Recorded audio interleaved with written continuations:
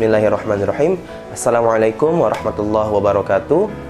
Perkenalkan, nama saya Muhammad Rizal Al-Hafiz. Nomor induk mahasiswa 2007025. Kelas 2A, Program Studi Teknologi Pendidikan, Fakultas Ilmu Pendidikan, Universitas Pendidikan Indonesia. Insya Allah, di video ini saya akan menjelaskan dan mempresentasikan hasil tulisan saya, yakni artikel yang berjudul Pengaruh Aplikasi Pembelajaran dan Teori Behavioristik terhadap Efektivitas Pembelajaran Siswa Jurusan Keagamaan.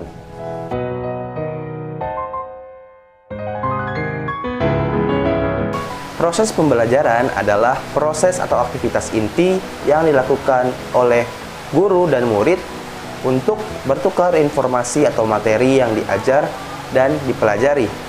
Dalam pelaksanaannya, proses pembelajaran seringkali dihadapkan oleh berbagai macam problematika yang menghambat berjalannya proses pembelajaran. Hal tersebut berdampak pada efektivitas dan efisiensi pelaksanaan proses pembelajaran. Problematika yang muncul dapat menyebabkan proses pembelajaran berjalan dengan tidak efektif dan juga tidak efisien. Ada berbagai macam solusi yang dapat ditawarkan untuk memecahkan permasalahan-permasalahan tersebut. Akan tetapi di sini saya menawarkan dua solusi utama untuk memecahkannya. Yang pertama adalah penggunaan media pembelajaran yang berbasis teknologi, dan yang kedua adalah penerapan teori psikologi belajar. Yang pertama, penggunaan media pembelajaran berbasis teknologi. Salah satu media pembelajaran berbasis teknologi adalah aplikasi pembelajaran. Aplikasi pembelajaran dianggap menjadi salah satu upaya solutif untuk memecahkan problematika pembelajaran atau problematika dalam proses pembelajaran. Hal itu disebabkan aplikasi pembelajaran yang berbasis teknologi dianggap relevan dengan era paradigma kehidupan dewasa ini, di mana semua kegiatan sudah berbasis teknologi. Karena kita berada di era digital dan era revolusi industri 4.0. Kondisi dan situasi zaman yang serba teknologi dianggap relevan dengan penerapan atau penggunaan aplikasi pembelajaran dalam proses pembelajaran, sehingga dapat menjadi salah satu inovasi untuk memecahkan problematika pembelajaran. Solusi yang kedua adalah penerapan teori psikologi belajar. Sebuah teori psikologi belajar juga dianggap sebagai salah satu upaya solutif untuk memecahkan permasalahan dan problematika di dalam proses pembelajaran. Hal ini disebabkan teori psikologi belajar memberitahu kepada desainer instruksional dan juga tenaga pengajar, dalam hal ini guru, mengenai batas-batas yang harus dilakukan serta psikologi siswa dalam proses pembelajaran, dan hal itu dapat memberikan petunjuk kepada guru apa solusi dan apa langkah-langkah yang diperlukan selanjutnya untuk memecahkan permasalahan-permasalahan tersebut. Salah satu teori psikologi belajar yang saya tawarkan adalah teori psikologi belajar behavioristik. Teori psikologi belajar behavioristik adalah teori psikologi belajar yang berfokus pada modifikasi tingkah laku siswa atau perubahan behavior siswa. Menurut Familius pada tahun 2016, teori psikologi belajar behavioristik adalah teori psikologi belajar yang menekankan pada perubahan tingkah laku siswa sebagai akibat dari interaksi antara stimulus dan respon.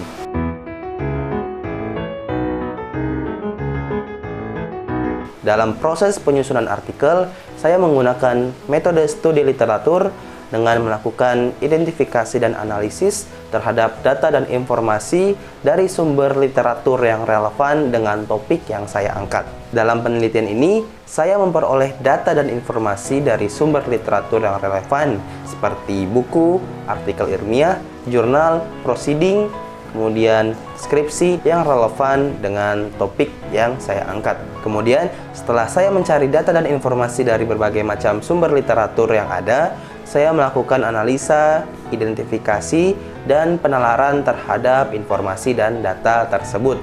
Selanjutnya, setelah melakukan analisa, saya melakukan korelasi atau menghubungkan berbagai macam informasi yang ada dan merelevankannya dengan topik yang saya bahas.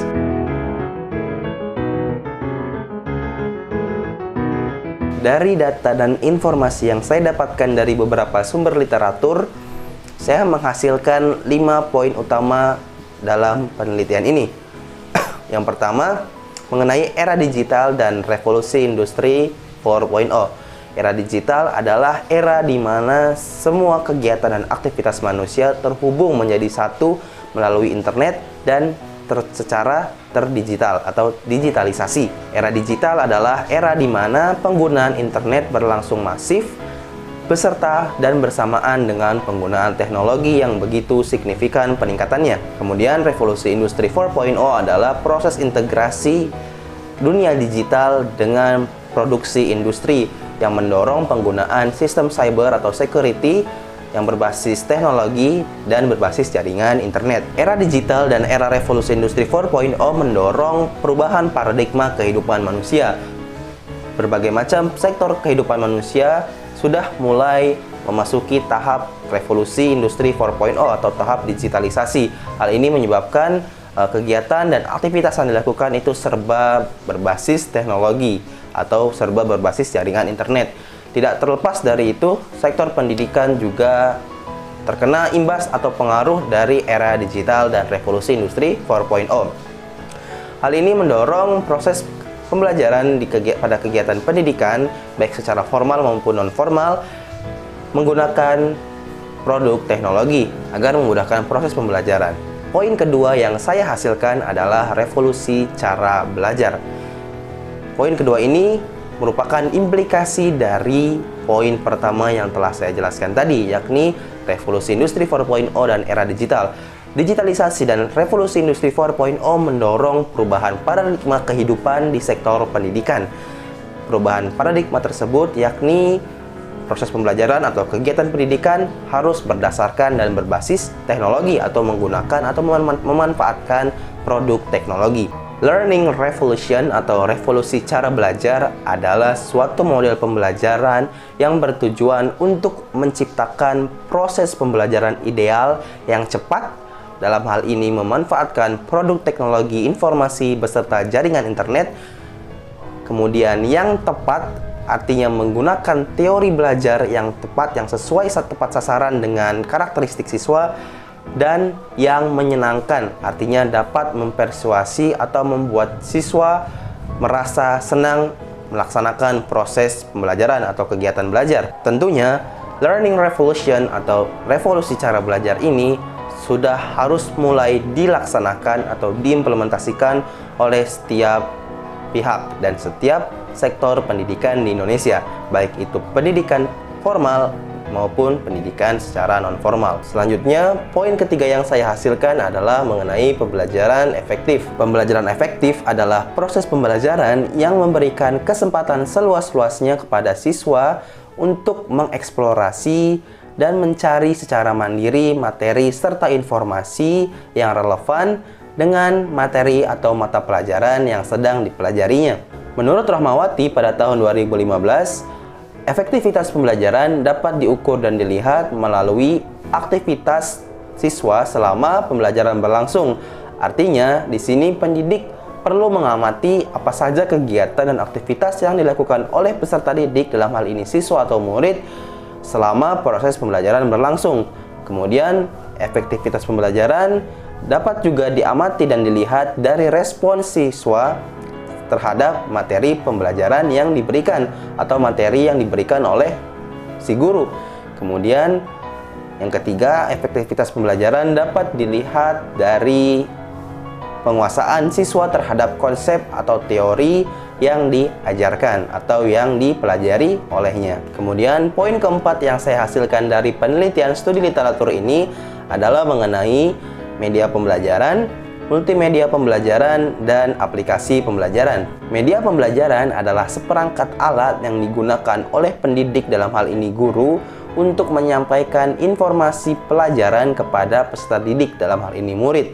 Tujuan penggunaan media pembelajaran adalah untuk mengefisiensikan, mengefektifkan, dan memperjelas informasi pelajaran yang disampaikan. Fungsi dari penggunaan media pembelajaran adalah untuk memperjelas pesan atau materi pelajaran yang disampaikan oleh guru, sehingga siswa dan murid yang mempelajarinya dapat dengan mudah memahami atau mengkonfirmasi materi pelajaran tersebut. Apabila siswa memahami dengan baik materi dan pesan pelajaran yang disampaikan oleh guru, maka tujuan pembelajaran pun dapat tercapai dengan baik juga. Media pembelajaran berperan menjadi wadah dari sumber belajar yang akan digunakan oleh guru. Salah satu media pembelajaran yang dapat digunakan oleh guru adalah multimedia pembelajaran atau aplikasi pembelajaran. Multimedia pembelajaran adalah media pembelajaran yang mengombinasikan berbagai macam unsur media berupa teks, gambar, gambar bergerak, audio, audio visual, video, atau foto menjadi satu media. Multimedia pembelajaran ini menggabungkan hyperlink dan tool yang memungkinkan siswa sebagai penggunanya untuk melakukan navigasi, berinteraksi, dan berkomunikasi serta berkreasi. Salah satu multimedia pembelajaran adalah aplikasi pembelajaran. Mengapa aplikasi pembelajaran termasuk ke dalam multimedia pembelajaran? Karena aplikasi pembelajaran itu juga menggabungkan berbagai macam unsur media yang tadi telah saya jelaskan, termasuk foto, gambar, teks, kemudian grafik, infografis, dan jenis media lainnya. Unsur media yang terintegrasi ini kemudian menjadi satu media pembelajaran, aplikasi mobile atau aplikasi pembelajaran. Kemudian poin kelima atau poin terakhir yang saya hasilkan dari penelitian studi literatur yang telah saya lakukan adalah teori behavioristik ya, mengenai teori behavioristik dan mengenai problematika pembelajaran yang dihadapi oleh siswa jurusan keagamaan. Teori behavioristik adalah teori psikologi belajar atau teori belajar yang menekankan pada hasil belajar konkret yang diukur melalui perubahan tingkah laku siswa selama melaksanakan proses pembelajaran. Menurut Nur Salim pada tahun 2019, seseorang atau siswa telah dianggap belajar apabila telah mencapai perubahan tingkah laku. Perubahan tingkah lakunya itu cenderung menetap. Artinya, siswa yang berubah behaviornya atau perilakunya setelah melaksanakan proses belajar dan tingkah laku yang berubah itu bersifat permanen atau menetap, maka dapat dikatakan guru berhasil mencapai tujuan pembelajaran. Artinya, siswa yang berubah tingkah lakunya itu sama dengan ketercapaian dari tujuan pembelajaran. Kemudian, teori behavioristik memiliki 3 konsep penerapan. Menurut Nur Salim, pada tahun 2019, ada 3 konsep penerapan yang menjadi konsep utama dari teori psikologi belajar behavioristik. Yang pertama adalah classical conditioning atau pengkondisian klasik. Yang kedua adalah koneksionisme, ya, teori koneksionisme. Dan yang ketiga adalah operant conditioning atau pengkondisian operan. Konsep penerapan yang pertama yakni pengkondisian klasik.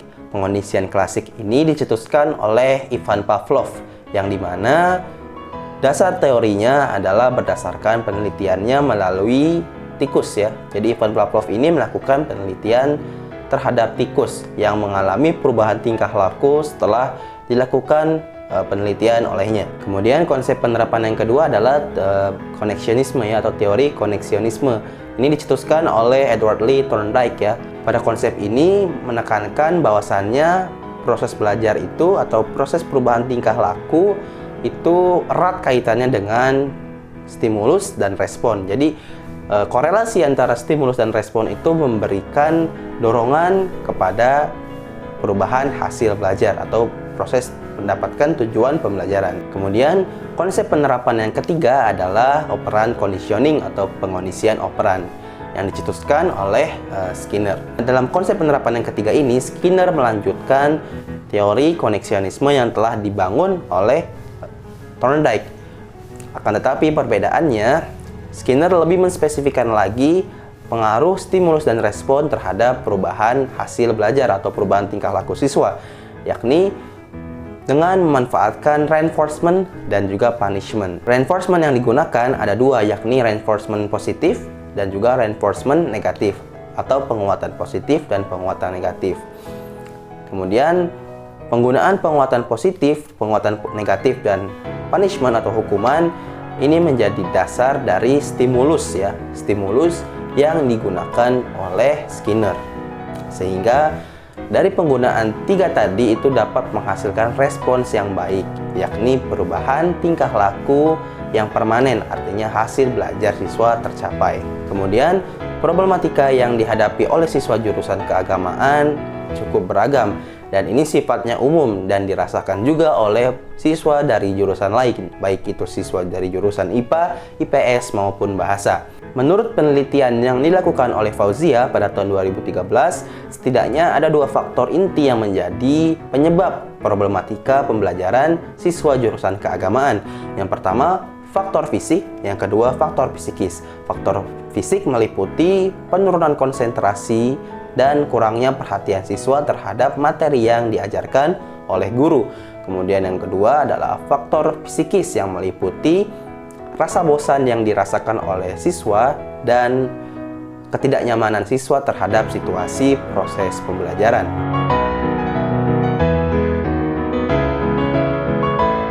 Berdasarkan hasil analisa dan identifikasi saya terhadap beberapa sumber literatur yang telah saya dapatkan, yang kemudian menghasilkan dan saya ringkas menjadi 5 poin bahasan yang telah saya jelaskan sebelumnya, aplikasi pembelajaran dapat dikatakan efektif untuk meningkatkan efektivitas pembelajaran siswa jurusan keagamaan.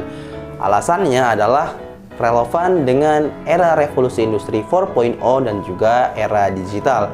Selain itu, penggunaan gawai yang begitu signifikan oleh siswa juga menjadi salah satu alasan penggunaan aplikasi pembelajaran dapat menjadi efektif digunakan pada proses pembelajaran dan juga efektif untuk mengurangi problematika yang muncul ketika proses pembelajaran berlangsung. Kemudian, teori psikologi belajar behavioristik juga memiliki peranan penting dalam meningkatkan efektivitas pembelajaran siswa jurusan keagamaan. Teori psikologi belajar behavioristik ini fokusnya adalah stimulus, respon, dan juga perubahan tingkah laku yang dialami oleh siswa.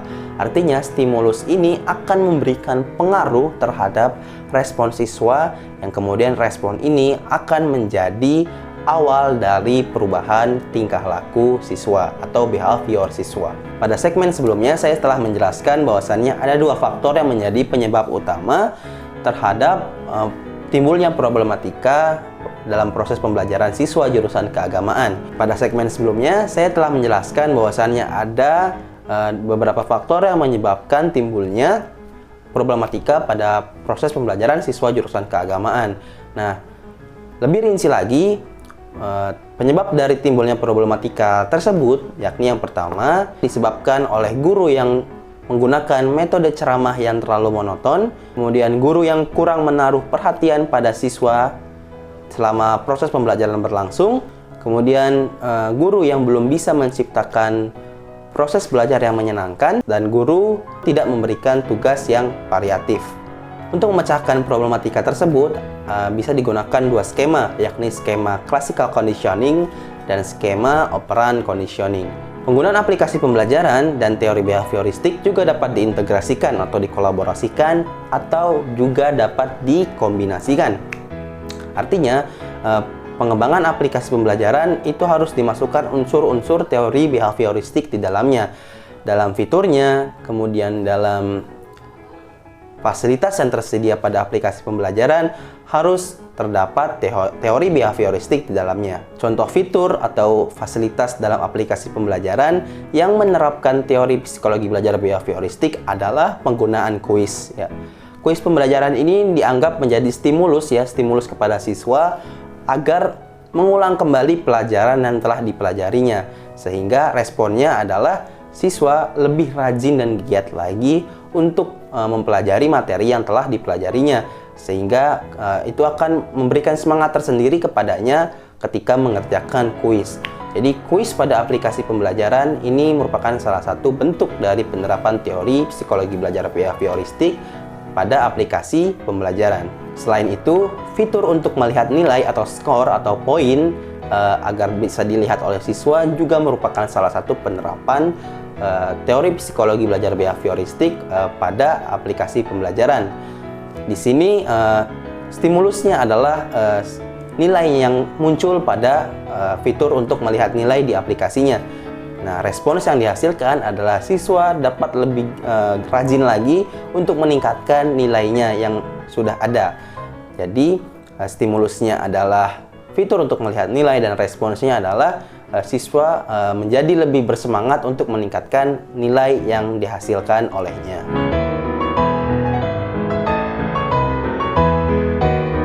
Dari hasil dan pembahasan yang telah saya jelaskan sebelumnya, dapat ditarik kesimpulan bahwasannya dua solusi yang saya tawarkan dapat menjadi salah satu upaya untuk meningkatkan efektivitas pembelajaran siswa di jurusan keagamaan. Solusi yang pertama adalah penggunaan aplikasi pembelajaran. Penggunaan aplikasi pembelajaran dianggap solutif karena relevan dengan perkembangan zaman yang paradigmanya sekarang serba teknologi. Karena relevan juga dengan era digital dan juga era revolusi industri 4.0. Ditambah lagi, siswa sekarang sangat suka menggunakan gawai atau telepon genggam untuk melaksanakan aktivitas sehari-harinya, sehingga proses pembelajaran dapat diintegrasikan ke dalam aplikasi pembelajaran. Kemudian solusi yang kedua adalah penerapan teori psikologi belajar behavioristik. Teori psikologi belajar behavioristik dianggap juga menjadi salah satu upaya solutif karena menekankan pada proses perubahan tingkah laku atau modifikasi tingkah laku siswa, sehingga efektivitas pembelajaran dapat lebih cepat tercapai karena implikasi dari perubahan tingkah laku siswa tersebut. Kemudian yang terakhir, proses pembelajaran dapat lebih efektif apabila mengintegrasikan kedua solusi tersebut. Antara aplikasi pembelajaran dan teori psikologi belajar behavioristik diintegrasikan menjadi satu, maka itu akan menjadi lebih suatu upaya yang inovatif sekaligus solutif untuk meningkatkan efektivitas pembelajaran siswa jurusan keagamaan.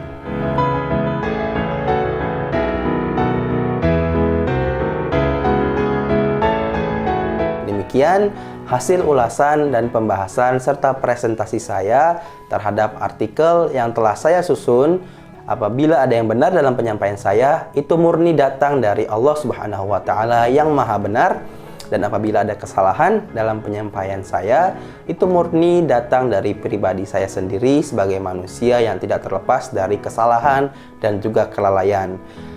Terima kasih kepada Ibu Nuri yang telah memberikan kesempatan kepada saya untuk membuat video presentasi ilmiah ini. Semoga Ibu Nuri tetap sehat dan juga diberikan rezeki yang berlimpah oleh Allah Subhanahu wa Ta'ala. Kurang lebihnya mohon maaf. Assalamualaikum warahmatullahi wabarakatuh.